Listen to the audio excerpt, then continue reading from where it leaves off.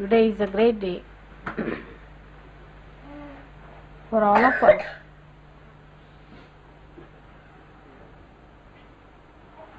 to be jubilant that the primordial being himself incarnated on this earth as Shri Krishna. So many aspects of his being have been described in so many of my lectures to you. But the greatest and greatest of all the aspects of this primordial being was that he was the Yogeshwara. He was the god of yoga, Yogeshwara. He was the Lord of our union with the divine. Without his permission or without his sanction, we cannot be Sahajogis.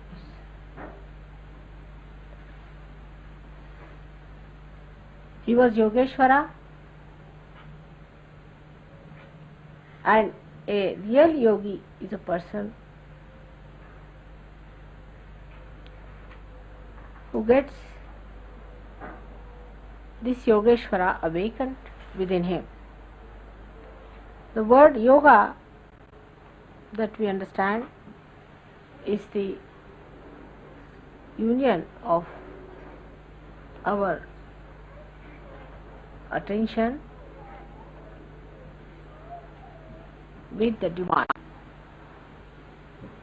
But still we do not realize the implications. What does it mean? What should happen to us? Of course, you get powers. As soon as you become the spirit, you get powers. One of the powers you get is of collective consciousness. That is also the gift of Shri Krishna. And that you start feeling the collectivity. Your ego and superego is sucked in, so you get rid of your karmas and your conditionings, and a new sprouting of the new life for the new age starts. But still, what is the speciality, the greatness of Yogeshwara? Because he is Ishvara for you. He is the Ishvara of all the yogis. And what is his capacity? What is his nature? That for him everything is a play, Leela. For Sri Rama it was not a play. For him life was a platform on which he had to demonstrate how to lead a very dharmic life as Maryada Purushottam. But Shri Krishna came up to show that he is the Leeladhara, one who plays the Leela, the play. The whole thing is a play.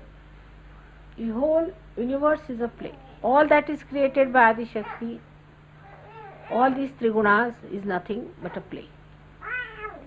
And that's what he manifested in his own incarnation. But still, what is Yogeshwara? Leeladhara is the one for whom this whole universe is a play, that he is at the axis and for the whole periphery is nothing but a play. Because everything is false. except for your spirit, everything is false. Is all a joke going on, you can say, a drama going on, nothing succeeding. Spirit is the only truth within us. The rest is all untruth. There cannot be many types of truths. In Sanskrit language there is only truth or untruth, satya or asatya. There are no 10 words for truth. So when this happens, this great happening takes place within you. When you become one with spirit, you get powers. Without even your maturity reaching that stage, your understanding reaching that stage, and your heart opening out, you get the powers all right to begin with, so that you have faith with open understanding. You should have faith with experience of it. So it starts off. When you start using your powers, you see it is manifesting. You are sometimes amazed how you raise Kundalini of people, how you tie them up, how you give them realization, how you cure people. You are amazed how it has happened. So we can say it's all built in within you, which has started manifesting. But there is so much more that has to still manifest, which has to establish and make you grow. One of the very important points is the Yogeshwara. At that point, we must understand that unless and until you follow the path of Yogeshwara, you cannot establish yourself fully. So Krishna has said that Sarvadharmanam Parityajya Mamekam Sharanam Vraja. You give up all your relationships. Dharma is relationship. Like your sister, your brother. You see, these have dharmas, like Stri Dharma, a woman's job. Then we can say also there is Rashtra Dharma. Today is the day of India's freedom also. So we have Rashtra Dharma, like we are patriotic people. Patriotism to your own country is Rashtra Dharma. Then you have got Samaj Dharma, that is duty towards your society is Samaj Dharma. Then you have got Pati Dharma, husband's duties, wife's duties, everybody's duties are called as dharmas, because this is what you have to do, your duty bound. They form your dharmas. But he says, give up all these dharmas, give up all the duties, just surrender yourself fully to me. Sarvadharmanam Parityajya Mamekam Sharanam Vraja. Because you have become now the collective being, now you have become one with him, now he looks after your dharmas. He looks after your relationships. He cleanses them. He purifies them. So you just surrender yourself to him fully. He said it to Sri Arjuna only, not to everyone. He didn't say to everyone. They didn't deserve it. Or he didn't think it proper to say to them. But I think you are proper people to know this. So I am telling you that forget every other duty to every other thing, but do your duty to your collective being, to your collectivity. But he is Yogeshwara. That's the main point. And to do duty to him, first and foremost thing is you have to develop that purity of a Yogeshwara. For him, sublimation was not needed. He was sublime. He was the source of sublimation. He did not need sublimation from baser instincts of human being. He did not need anything to be done to himself, to raise himself out of the mire, as I call it. Especially in the West, as you know, we have created a hell for ourselves, real hell. All kinds of perverted ideas are within us. To a Yogeshwara, this is nothing but Maya, absolutely filth. Never comes into his that such things are possible. They are shocking. On his birthday, I would say, if today is his birthday and if he was born as he was at that time, he would have gone back immediately. He would have said, no sorry, I am nothing. Had enough. And that too, if he had met the Western culture, he would have been shocked back. He said, oh God, no, nothing doing. I am not coming here. Despite the times when he was born, where there was dharma, there was people understood what was right, what was wrong, when there was none of these nonsensical things were there, he came as Yogeshwara, pure. The story of his about him is that once his wives wanted to go. To him, what was wives? Nothing, it's just a place. To him, no sin can be attached. He married because he had to marry his 5 principles or the 5 elements. So he made them into women and married them. He had to marry 16,000 women because he had to have 16,000 powers, and he had to channelize them through some body, so they came as women. To him, it was not a relationship of a wife, but a pure relationship. To him, sex had no existence at all. He was beyond it. So no question of temptations and perversion is out of question. The story is that once his 5 wives wanted to go and pray to some saint who had come, a great saint, to their town, but he really stayed across the river. So they wanted to go and worship him, and they found a very good time when they could go and see him. So when they went near the river, they said, it is in Spain, you cannot cross it. It's not the time that you can cross it. So they felt it was very inauspicious if they did not go, and that was such an auspicious time. They wanted to go at that time and worship this Guru. So they went to Krishna and said that now how can we cross? The river is in Spain. He said, really? Doesn't matter. You go and tell the river. That's the river Yamuna river was there. No, not Yamuna, I'm sorry, Tapi river. He said, go and tell the river that if we have a husband who is Shri Krishna, he is a Yogeshwara. That means who never indulge into any sex activity with us. Yogeshwara means a person who has never indulged into any sex relationships.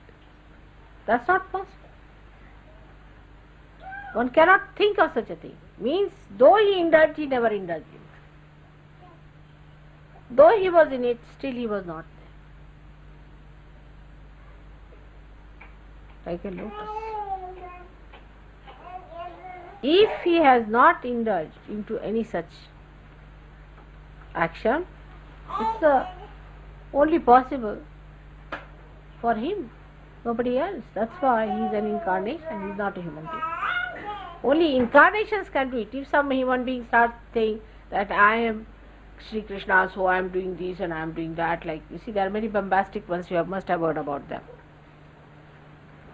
They do not become. It's only an incarnation can do it.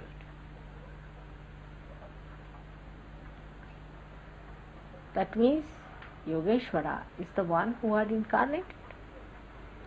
So they went and told the river that if he is the Yogeshwara, then please you subside. And she went down. So they went to the other side, did the puja to the Guru, and they came back. Again the river was in speed and they could not cross. So they went to the Guru. This is the sign of a good Guru or a real Guru, is an incarnated Guru. And they said that, see, we cannot cross, the river is in spate. So they said, really? How did you come? They said, Shri Krishna asked us that if I am the Yogeshwara, it will go down. You ask the question. And he said, all right, you go and ask the question. That if I am the Mukta,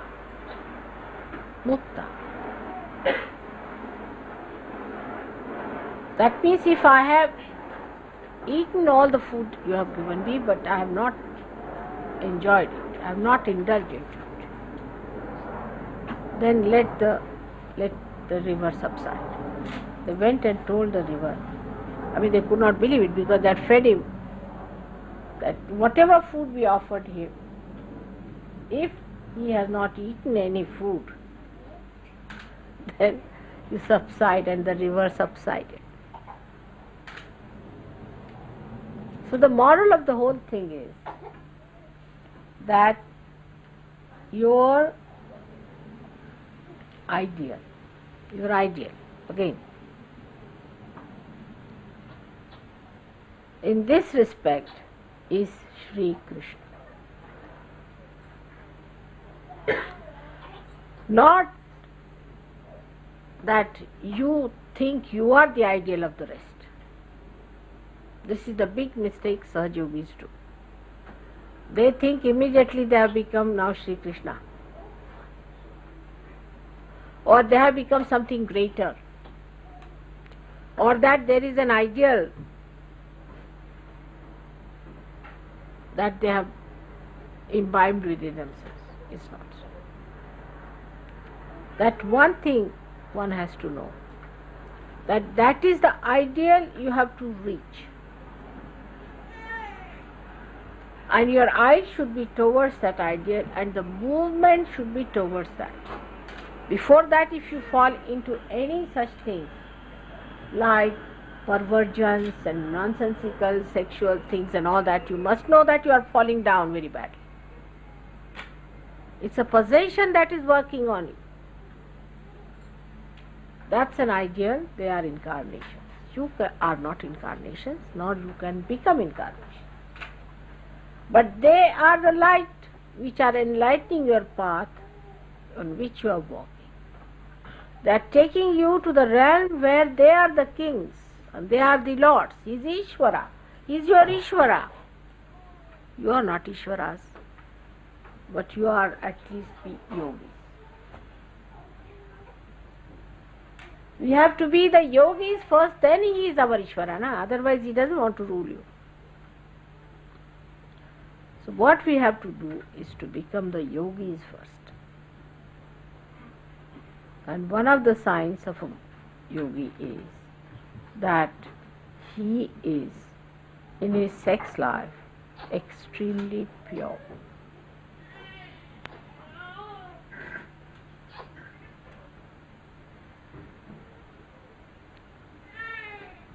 Absolutely purity must exist. And after some time one should get beyond it.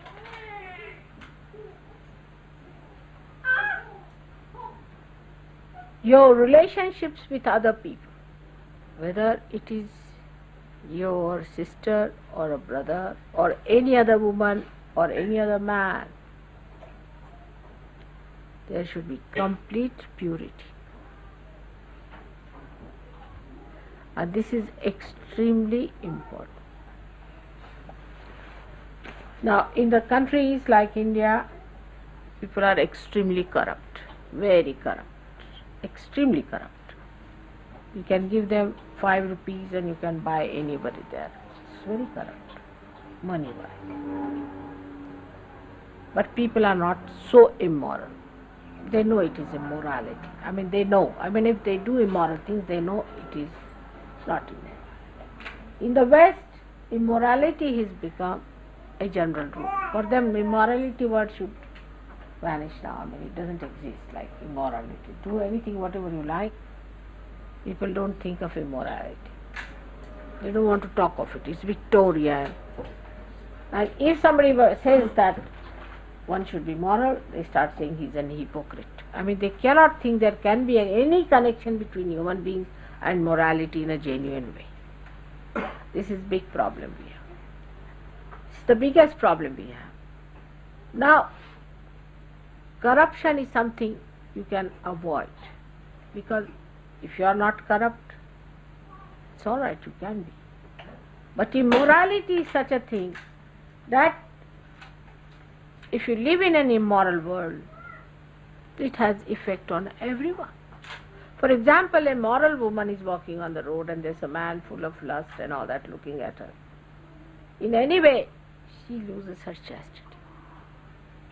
She doesn't mean to attract him or anything, she doesn't want to lose her chastity.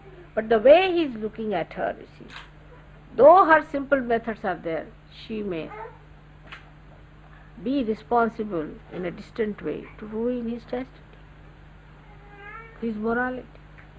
Even a little child who is a simple innocent child, but if there's a dirty man with dirty eyes, he can have very dirty feelings for the child.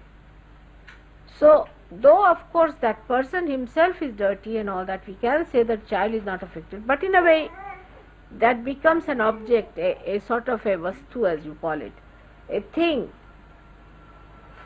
which makes another person even lower than what he is. Even a ordinary picture which has nothing to do is placed there. Any funny thing which is giving some dirty feelings, because these days I have seen so many symbols have started, which to my eye I don't even see there is anything wrong with it. That there is to my eyes I can't see because I am too innocent. My eyes can't see there's anything wrong. But if somebody who is an expert on these things will immediately say, go look at this. Really it is impossible to understand how the human mind has really woven their yarns all around and made these patterns to ruin themselves and ruin others.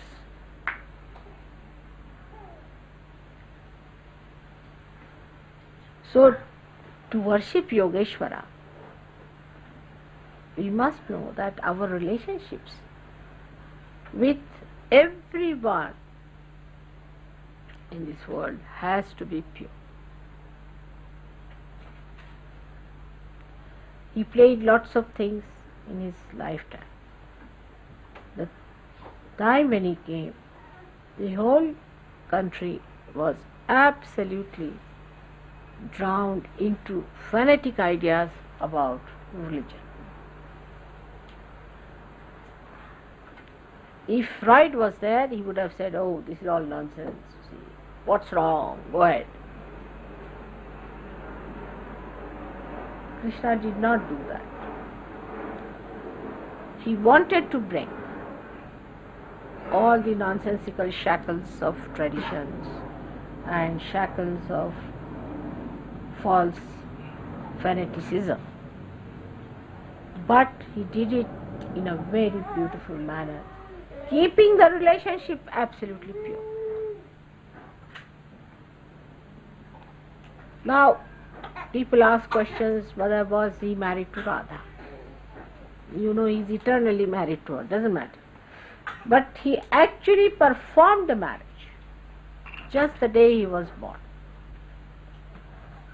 he was brought by his father across the river and put down on the bank of the river.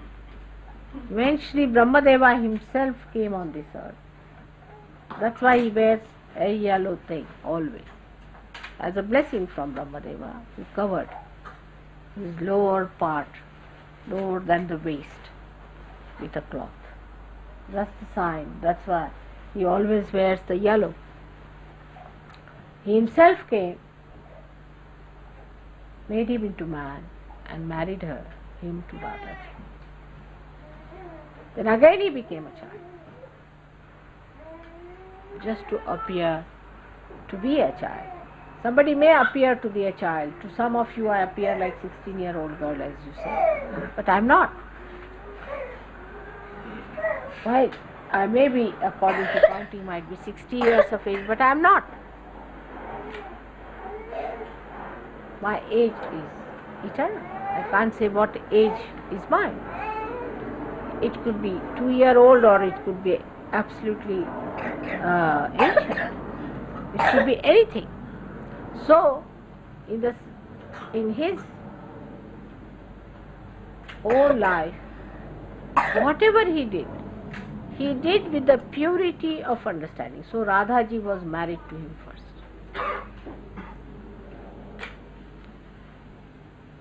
And afterwards, when he came as a child, when he was a child, he did all kinds of pranks and things. It was nothing but sahaja. It was not sitting like this and seriously telling about things. But with little bit here and there, he tried to improve their chakras and raise their kundalinis. Of course, realization was not possible in a game. You cannot do it. Supposing I just play about with you, you cannot get your realization.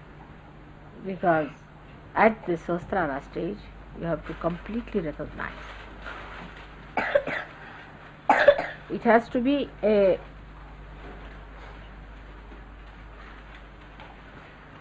game of serenity.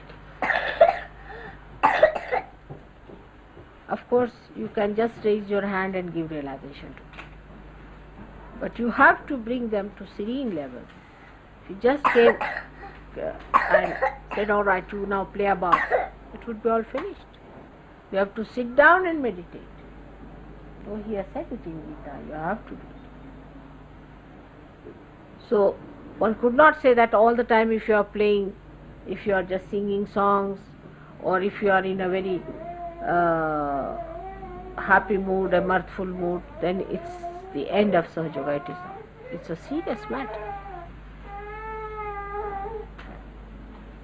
So he did not give them realization, but he reduced the tension on their minds of the so-called dharma and its shackles of fanaticism, and he made it loose, and he wanted them to understand that dharma is not going to enslave. You have to rise above the dharma, become dharma itself.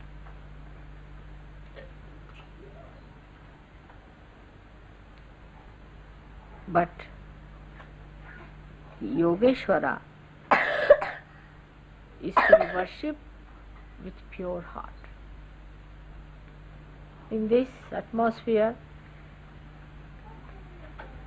it's difficult, I know. You just go out and you see a horrid thing there. You open any page of the magazine, there's another horrid thing. Anywhere you advertise me, the next page I turn, I find a discotheque nonsense going on there. I mean, what can you do? You can't just help it. And all this is on. I mean, if you look at it, how gross, dirty, filthy the whole thing. To add to problems, psychologists have come forward. They themselves are affected by their methods and everything. They are so possessed. And their sense about morality is absolutely in complete confusion. No doubt about it. You know Freud, what happened to him? He was having relations with his mother. He couldn't even understand. I mean, imagine what a adharmi he must be, horrible, wretched fellow, he did not even have that purity to understand relationship with a mother. I mean, imagine, it is such a clear-cut background of this man shows how wrong he must have been. Because what was in him? Such filth, such dirt, that he could not even look at his mother with clear. Must be all mud in his eyes, or I don't know what he must be like to see things like that. You are shaking with my vibrations all day. Now, when we think of him as Yogeshwara, that means we are yogis and he is our Ishvara. Ishvara is to be praised. Dhyayatis. You have to praise. You have to praise him for his quality as Yogeshwara, because he is your Ishvara. So you have to praise him. Now what praise can we give him? Today he is born. What should we do on such a great occasion when he is born? We have to decide that he is our Ishvara. He is the Ishvara aspect. And if he is our Ishvara, then we have to cleanse our attitude towards sex, towards the gross way of life that we have developed, to just shun it and throw it away. Absolutely. There cannot be compromise on that. Otherwise you cannot be a yogi. You cannot be a yogi. You may become very powerful, maybe for a time being, because I play with you. You get ideas that you are very powerful and all that. That's not true. As my name is Nirmala, as my name is purity, you have to be pure yogis. Nobody says you should not marry. Nobody says you should not have proper sex relationships with your wives. That's not. But that is one thing people may avoid and spoil it. But the other thing, which is the most important, is your attention to be pure of sex attractions, any kind.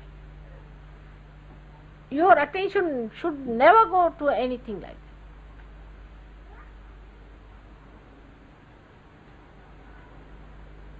that. You see, to me, I mean, I'm now supposed to be an old lady. I don't see things which normally people see. This is something surprising. See, I see something and I don't know what's happening, and everybody laughs at me in the house. See, they don't understand that how I didn't see the point, or I don't understand these jokes, because the attention never goes into these dirty things, never goes into these things. I can't see till somebody tells me that this is this. But they have to explain 10 times. So all these sophisticated methods of nonsense and the filth and the dirt that we have accumulated here, please wash up your hands of that. That's one thing will not be tolerated in Sahaja Yoga. Every Sahaja Yogi, I must tell you. Self-sex cannot be enjoyed if you live like this. You cannot. You don't enjoy sex at all in this country. None of them. Only in a country where people are innocent you can enjoy. If you were enjoying, you would not run from one woman to another woman. You would not run from man to woman and man to man and then to all donkeys and all those things. It is impossible that you could be a yogi with all these dirty ideas.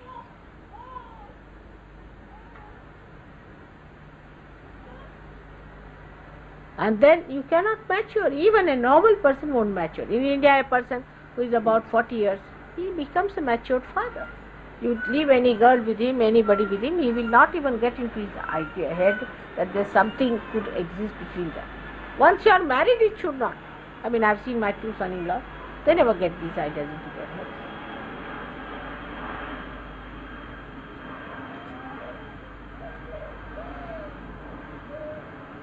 So, try to put your attention into proper train, because your Ishvara is Yogeshwara. Now the other side of Shri Krishna, people do not know. It's a play, all right. But he is Samhara Shakti. He is the power of destruction.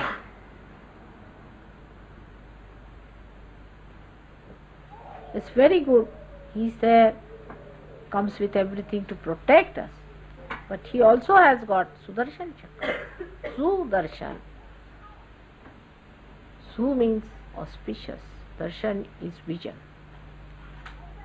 He gives us auspicious visions, you see. If you try tricks with him, that goes round your neck. And then you have auspicious darshans of yourself, that you are hanging in the air somewhere. So, Shri Krishna's methods. On one side, he is Leelamay. He is compassionate. He stands by his bhaktas. He comes on this earth to revive the dharma. If the dharma goes down, he comes to uplift it. Yada yada hi dharmasya. Wherever there is the decline of dharma. But dharma doesn't mean only corruption. It doesn't mean only honesty and dishonesty. Basically it means Muladhara.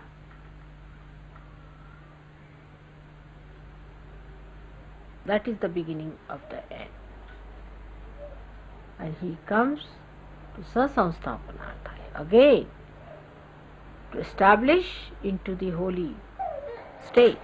He comes on this earth to raise human beings to that level.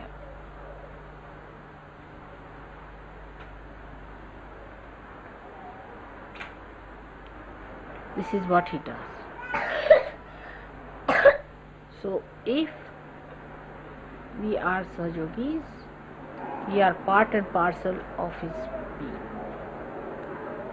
We are instrument into his working. So we have to establish dharma. But the one who has no dharma within himself, what dharma is he going to establish anyway?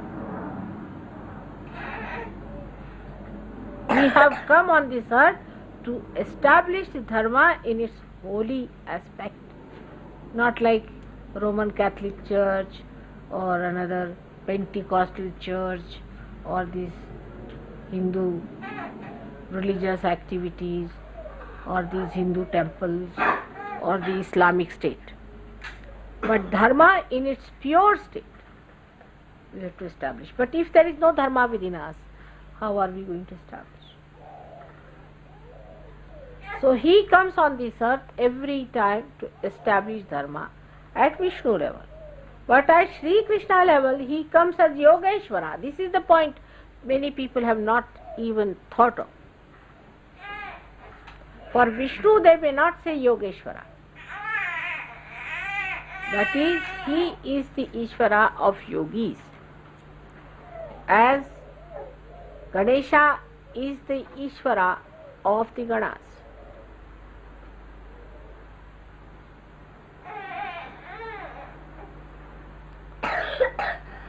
Is the Ganapati looks after the Ganas.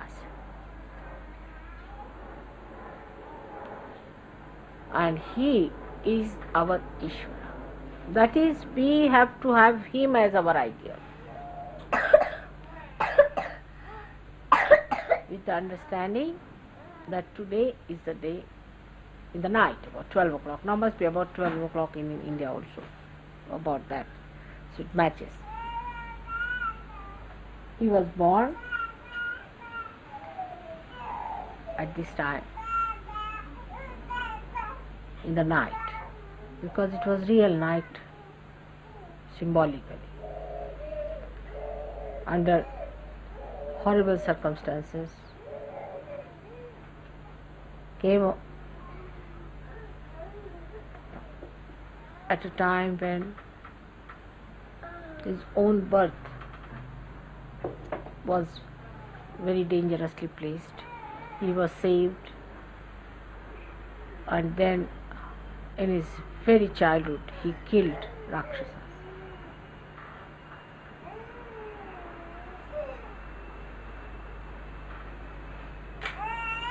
But all this he did because he was an incarnation. Nobody is asking you to go and kill Rakshasas, is it? In Sahaja Yoga, did I ask you to go and kill some Rakshasas? On the contrary, I am just saying keep yourself protected.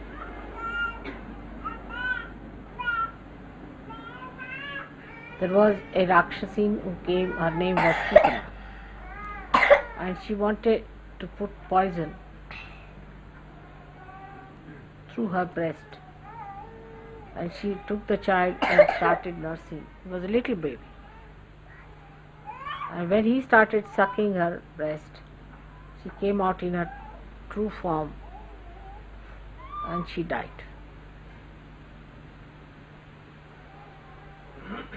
Because he was, after all, he was an incarnation. Can any one of us do that? I mean, the Sahaja Yogis. Then as a child, he was very mischievous. So he ate some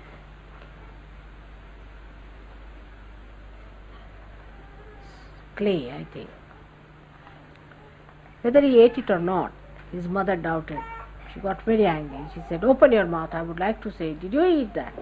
When he opened the mouth, she saw a complete universe moving in his throat because Vishuddhi Chakra.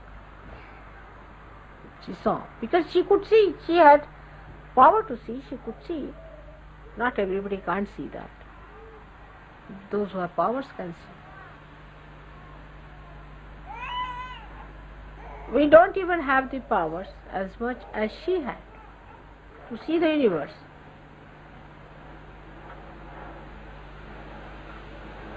So one has to understand that first, as Sahaja Yogis, we get the powers much before we have passed really the test of Sahaja Yogis. Just even the grace. Other way around it is. In the university, they will first give you the degree, certificate, and then you will get a job. May not get job also these days.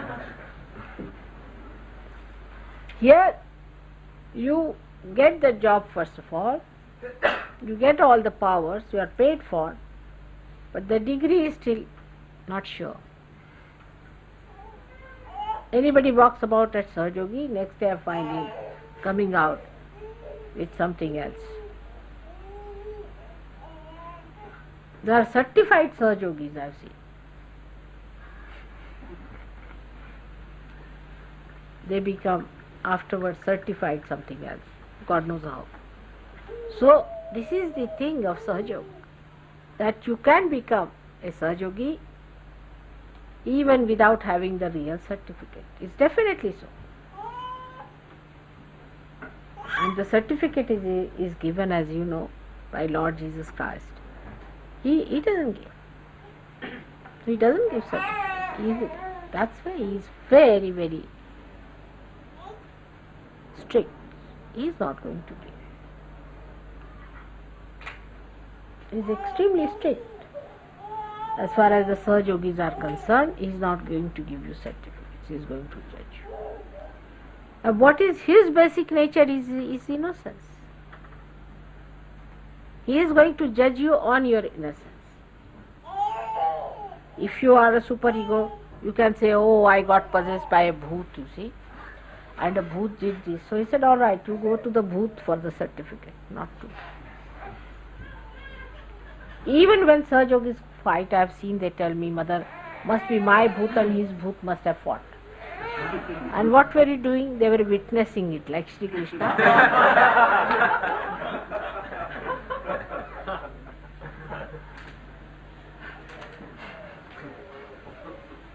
with all these things happening, I get a big promise sometimes that, Mother, all right, now we are not going to quarrel, there's not going to be any problem, you rest assured, we'll all live in harmony. Then suddenly I find that somebody is fighting for a bathroom or for a soap or something like that. That's not for a Sahaja Yogi to behave. First of all, you have to be a satisfied person, a person of great dignity and forbearance. Otherwise, what are you going to bear?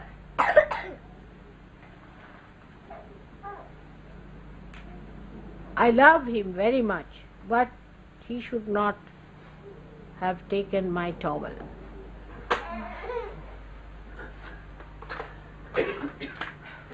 For small things, if you go on insisting, be sure you are not a yogi as yet. If you are fighting for things, then you are not a Sahaja Yogi at all. What is the thing matters? I never say anything about anything, do I? That I must have this, I must have that, how did you prepare this? Though it is sometimes really wrong and protocolish, I never say that, why did you bring these bananas? They are no good, I am not going to eat. Did I say so? I mean, even the flowers you use may not be auspicious. I know certain flowers should not be used for puja, but I have not opened my mouth. If I have to tell you, I just tell you, because you have to know it for your own good, not for my good. So, on a day like this, which is a day of great joy to all the world and happiness, we should know one thing, that when Christ was born, he was born in a very humble place. But when Krishna was born, he was born in the most horrifying circumstances. Same is the case of Sahaja Yogis today. It's a thing of great joy and jubilation, no doubt, that he came and he gave us this Vishuddhi power. But we must understand that we are born in a very precarious time. I've been saying this so many times. There's not only one Kamsa there. So many are there. There's a big fight going on. In that you people are here in charge. You are the ones employed by God. You are the ones who have been given this great work. You have powers. Like Shri Krishna, when he was crossing as a child, he was put in a basket and the father was carrying the child in the basket, and when his feet touched the river Yamuna, the river went down. Because she was in Spain, she went down. In the same way, you too have all these powers. Krishna has given you all the powers, though they will be really known to you when only Lord Jesus Christ accepts you as such. That's important, because you have to be innocent. Purity must be brought in. Last time, on this great day, we had 16 marriages. They came out well, most of them. Not all, but most of them were very good. And I'm really very happy that such good couples came on that day. It was very auspicious. And marriage gives you a sense of purity. And that's why our marriage is important in Sahaja. But that's not the last word. Like, it's not a hunting ground for everyone. I'm finding out this husband, I'm finding out that husband. That must be stopped completely. Leave it to Sahaja. You are not to search out your wives in Sahaja Yogis. No, not at all, not husbands. Leave it. If you have done something like that, then you may be harmed. Don't do any searching or anything. A time will come when you will find, I will myself tell you, alright, marry this person. It's still on among Sahaja-yogis. I have known people who just take out people and try courting. That's not needed in Sahaja Yoga. No courting needed. See, we have got so many cases where the marriage was decided like that. They married, they are very happily married. Then people who had courting, these things, elections and nominations and elections and everything, and after that you find within 2 days they are out for divorce. In Sahaja Yoga it is spontaneous, instantaneous. You don't have to do all these things with all these deliberations. What have you achieved? It's just spontaneous. So you don't have to worry and you don't have to think. You don't have to say that, oh mother, I have to find a girl for me. So you don't. Give it to me, my headache. But once you are married in Sahaja Yoga, you must know what it means. And both of you must work it out properly. And it is for the good of everyone, should be good for everyone. It's got to go think of it.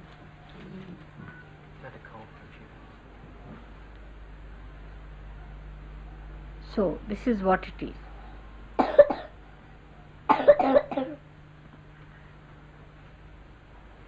And I would say that on this day, let us take one vow.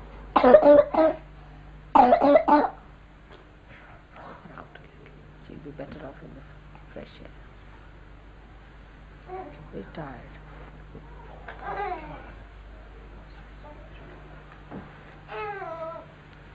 She'll be better off in the...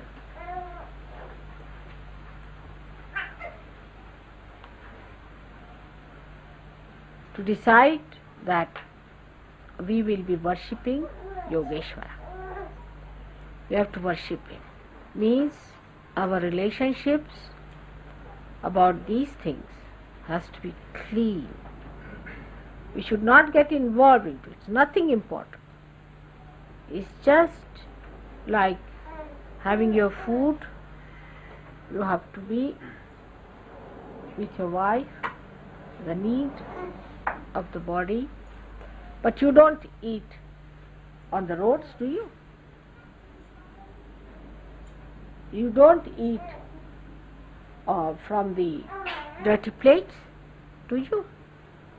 You want to have a clean plate. You want to have a plate which you have used yourself.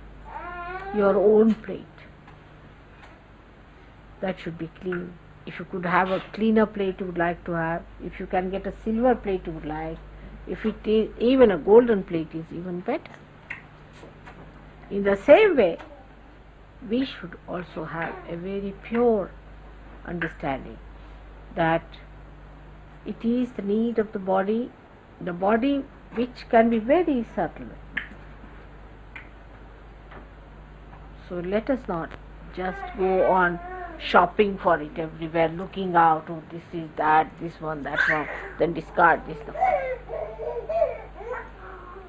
It has to come to you specially. And all great things happen suddenly, always. The more deliberations you will have, the worse it will be. So don't form ideas, don't plan about it, it will happen. It's not so important. That will give you a lot of purity. Your ego will be perfect. I know of someone whom nobody wanted to marry. And when I suggested someone who agreed with great difficulty, she said, I don't want to marry. It's funny. It is very funny that the way our ego is working out, because you see, when we are looking at another person for marriage or anything, we are not thinking of Yogeshwara. We don't think that it is Yogeshwara who will do everything for us. We are thinking we have to do it. Alright. So we go ahead with this, that, and spoil our attention completely. Sarvadharmanam parityajya mamekam sharanam vraja. In this part of your decision, if you can leave it to God, it would be better.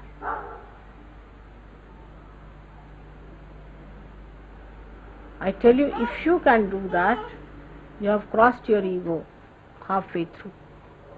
But at least 50% his ego is used in this. In the West especially. In India this question doesn't arise much. Because the parents can't decide here. Nobody can decide. You have to decide yourself. It's a big responsibility and a big thing for you. So 50% of your ego problem will be finished. I tell you, once you just give up this responsibility of choosing a bride or a bridegroom for yourself. Just forget it.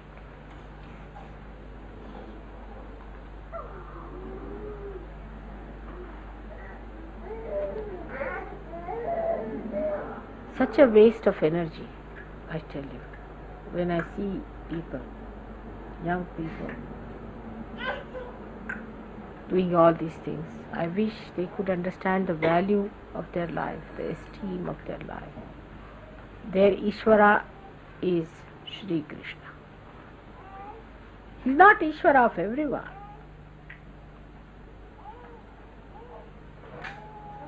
Only of yogis. Anybody else who tries to say Hare Rama, Hare Krishna will get throat cancer.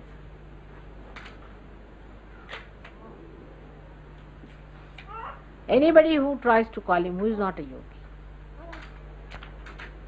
gets a problem in the throat, you know.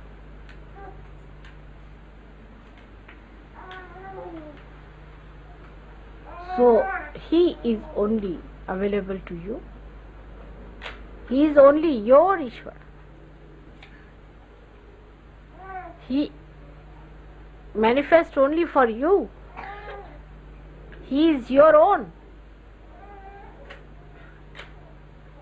He won't act for any Dick, Tom and Harry. Maybe you might be a prime minister, you might be a king or queen. Makes no difference to him. To him only a yogi.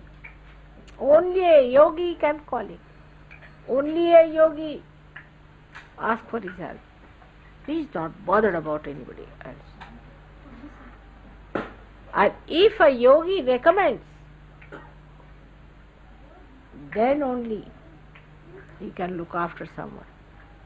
Otherwise he will not bother about it. So he is actually your own king, who is always there looking after you. When you call him, it comes with all his powers to support you.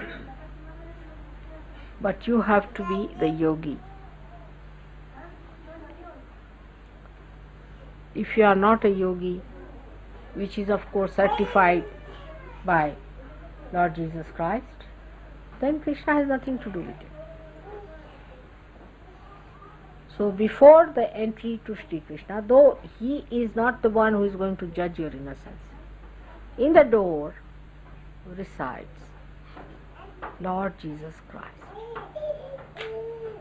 When you get in, then it's all right. But to get in also is difficult because he is always throwing you out.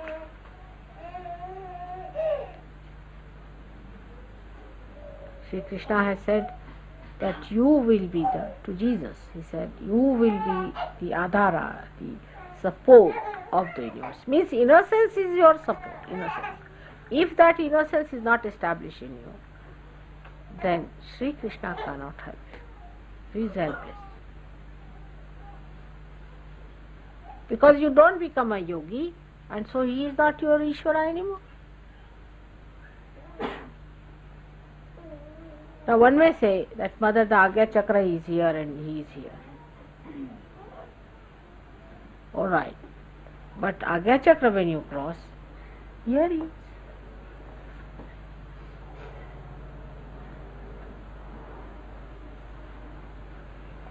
When you cross your Agya Chakra, that means he's sitting there and the Virata is sitting here.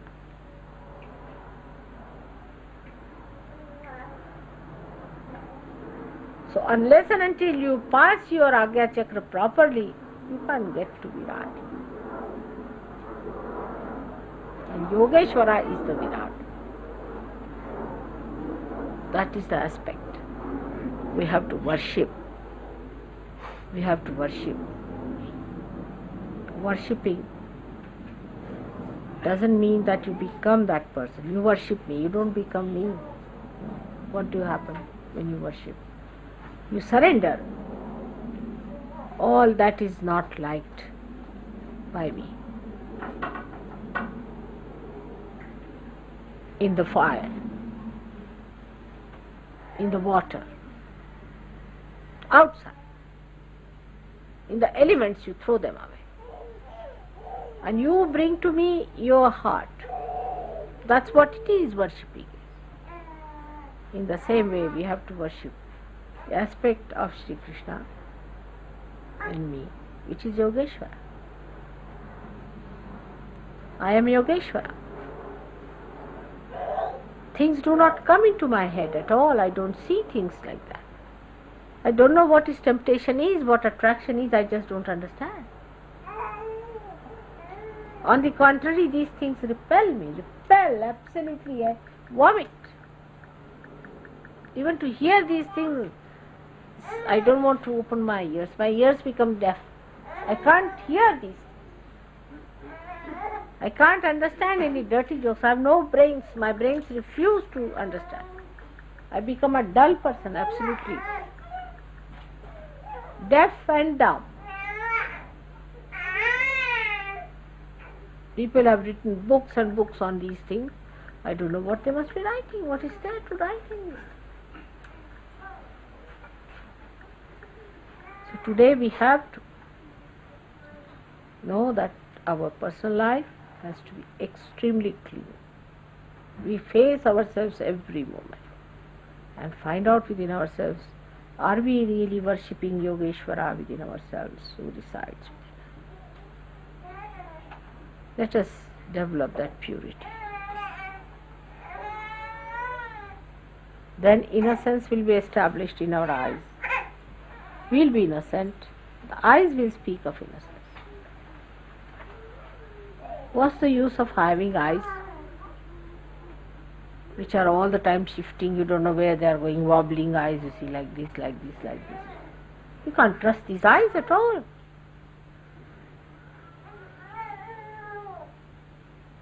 But the eyes which are innocent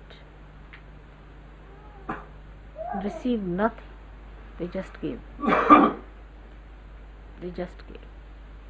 Innocence is very penetrating, very purifying, very soothing, and very beautiful.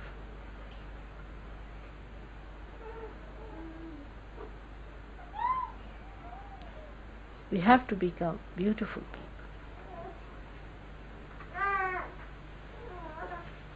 Today I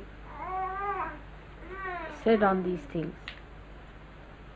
because I am sometimes disturbed the way people don't understand that purity of sex life is so important to Sahaja Yoga, especially in the West. People don't understand. To Indians, this lecture has no meaning. They will think why mother is wasting her energy so much. But because they don't understand. But to me it is very important here. Whatever I have seen and heard and see all around,